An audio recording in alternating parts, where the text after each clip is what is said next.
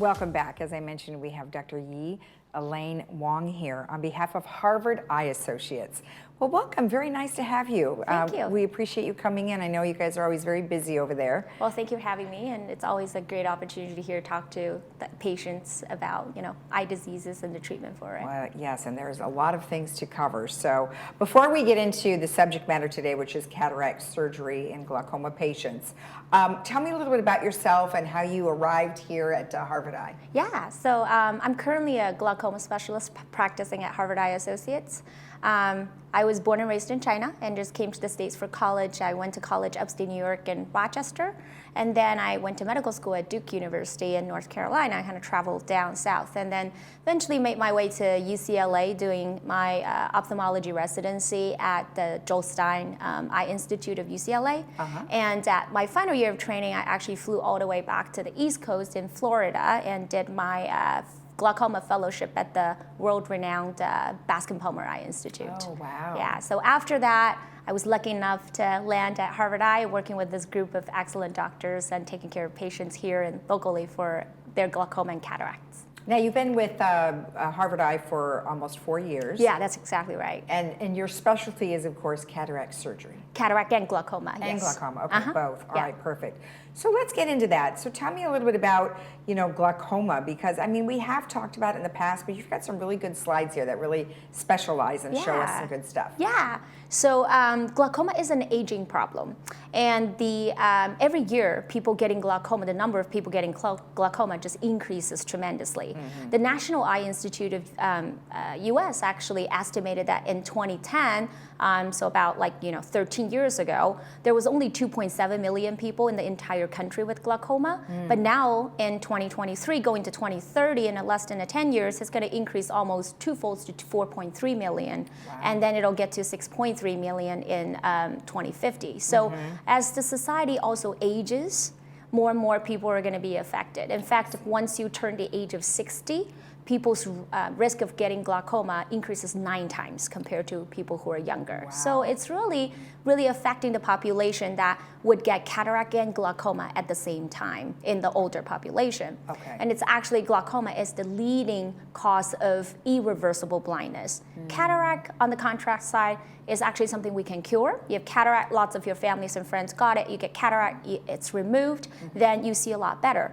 Glaucoma, if it were to get to the stage where it causes vision damage, unfortunately is not reversible. Right. Which is why we really need to tackle glaucoma early, and nowadays, thanks to the development of newer technology, we can actually do a lot of interventions. Unlike the old school ways was just drops, the interventions can be actually combined at the time of your cataract surgery. So I really want patients to know about these opportunities and make the right choices for themselves. So let's talk about what glaucoma is. Yeah. We show on the left is a healthy eye, and on the right it's blacked out on the outside. Yeah, so exactly right.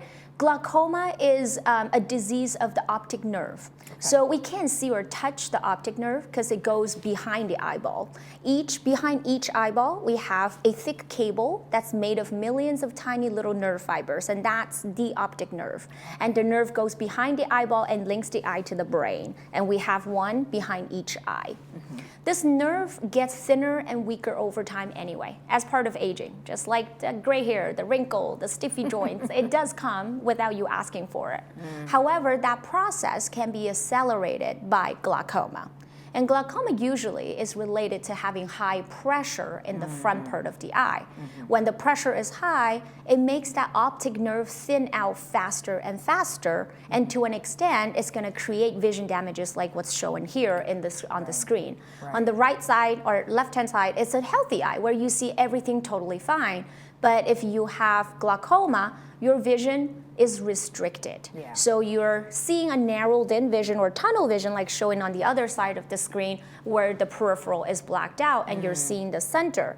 Noted on this screen, the center is so restricted, it's also blurry. This is probably very end stage of glaucoma where it starts to affect the clarity of the vision. Right. But this disease is very deceiving in a way that in the early stage, when the restriction is not this severe, say it's outer here, your center vision is still very clear. so you wouldn't know you have the problem, which is why we always highlight the importance of to have people getting screened for it, because if you don't look for it, you don't know you have it. Well, right. Because in fact, just today I saw something out of the peripheral vision of my eye. So are you saying that people would not see anything peripheral? Yeah, so people are gonna lose vision. They won't know they have a black spot or blind spot there. So very much like, you've heard stories about people driving, cross-section, getting T-boned in a car accident. You're not seeing that left turning car because you're missing the vision over there. Oh, isn't that interesting? Okay, so let's talk about some of the micro-invasive surgeries to treat glaucoma. Yeah, so there are a bunch of newer technologies at the time of cataract surgery that we could combine. The reason I mentioned earlier that glaucoma is something related to having high pressure in the eye. The pressure in the eye stays high because the natural plumbing work of the eye is not working correctly. So things get backed up, pressure increases, then you causes the nerve damage and then glaucoma, peripheral vision loss down the stream. So all of the minimally invasive or micro-incisional glaucoma surgery combined with cataract surgery is focused on how to make this natural plumbing system work the way it's supposed to. So there's stuff that we could do to remove the clog in the drain. There's stuff we could do to implant little tiny titanium stents in the eye to facilitate the flow. There are lasers that we could do. All of that is focused on making your own natural drainage system work a little bit more efficiently. Okay, well that's great. I mean, it's nice to have options, right? Absolutely. So then you can kind of cater to whatever the patient That's exactly needs. right. So we usually do a lot of examination to decide how severe the problem is. Based on the severity and the level of your comfort, we decide, customize what is the best option as a combo surgery, cataract plus glaucoma. So I really want patients to be aware of these options and make sure if you get glaucoma, ask for a glaucoma surgeon to talk to you about these specific opportunities and options. So the next slide that we have is kind of talking about what happens during surgery and how it actually works. Yeah, that's exactly right. Like I said, majority of the glaucoma surgery the micro-incisional glaucoma surgery, as of today, the FDA only approves them to be combined with cataract surgery. So you cannot have them as a standalone. So it's important to get on this boat when you're on the cataract surgery time and not to delay it until later when you want it and you have to pay, out of pocket for it. You miss the opportunity. I see. So at the time of cataract surgery, we remove the cataract because cataract is your natural lens becoming more cloudy. We all have a lens in our eye the moment we were born, one in each eye. But with all of the UV damage we accumulate throughout the years, your natural lens go from crystal clear to cloudy, as shown in this picture here on the left-hand side. And that cloudy lens will make vision very blurry and hazy. And people require stronger and stronger light and complain about things being pretty dim when they read. That's the common complaints. So in order to improve the vision, the goal is to remove this cloudy lens and replace it with an artificial lens implant. Right. Okay. And we've talked to a number of folks over there that have talked a lot about that. Right. Let's jump to the side where it's talking about compromising, because there are choices. Absolutely. But some people may choose one that may not quite work as well. That's exactly right. One thing that's hidden about glaucoma, and we don't really talk enough about it, is that in people with glaucoma, your contrast sensitivity is greatly reduced, even from the beginning stage of the disease. So contrast sensitivity is something not as obvious as clarity of the vision. Am I seeing 20/20? That's very obvious. Contrast sensitivity is really to compare two very close shades of color. Like if you put a dark orange and a light red together, can you tell they're actually different color? So people sometimes cannot distinguish that little difference. Or if you put a strip of very faint gray color on a white background, a lot of people won't be able to tell that difference. That is contrast sensitivity. And that ability is reduced even in the early stage of glaucoma. There are some lenses, artificial lens implant, that we choose for people that are options for their cataract surgery, has the downside of reducing contrast sensitivity anyway. So if you have glaucoma, which reduces contrast sensitivity, and now you choose a lens that also reduces contrast sensitivity, you'll wind up not liking the quality of the vision you like.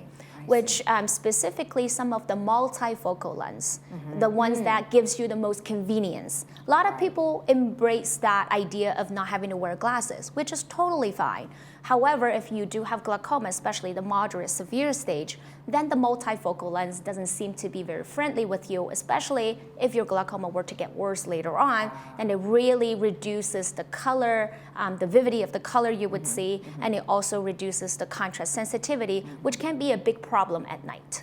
I would imagine that people come with ideas of what they think they should be getting, and of course you could help guide them. Right. Also, what insurance will pay for as well, because sometimes insurance doesn't cover some of these lenses. Yeah. A lot of the lenses that has advanced features, other than the bread and butter, just remove the cataract, give you the clarity back, is not covered by insurance. However, some people would think, well, I got glaucoma anyway. Okay, let's just go with the most basic version, even though I do have astigmatism, even though I do wish I can do near work, do the sewing, do the cross puzzle, do the computer without having to wear glasses, but I got glaucoma. I don't have many choices because I just told them multifocal is not a good choice for them. Right. But there's actually a lot of other choices. Yes, you do have to pay some out-of-pocket cash money because insurance don't cover, but those are added benefits that would really go a long way, especially for our slightly younger patient group. You have many, many, many years to go to utilize your vision. Right.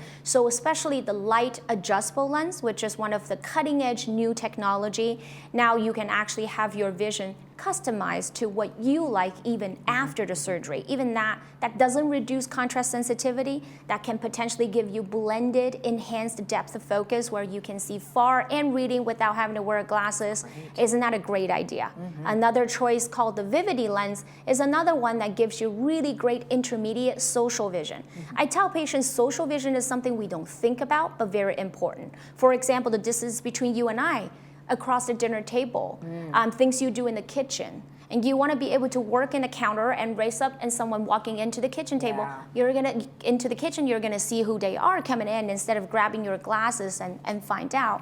So those are very practical, everyday social vision that you would wish you wanted after the surgery. So the Vivity lens is one of the lenses that not only gets you great, just like very clear distance vision, but also intermediate vision. And the only time you'll have to wear a reader is when you're reading small prints on a book or tablet or things like that. So those are still advanced technology that you can get even if you had glaucoma. I really want our patients to know they have many opportunities along this way, even with this bad disease, is they can get minimally invasive surgeries to help glaucoma, and they don't have to compromise on the quality of the vision and still see great afterwards.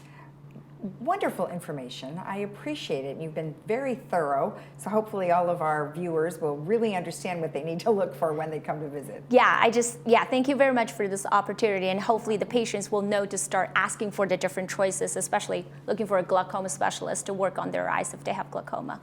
Exactly. Thank you again. Thank you.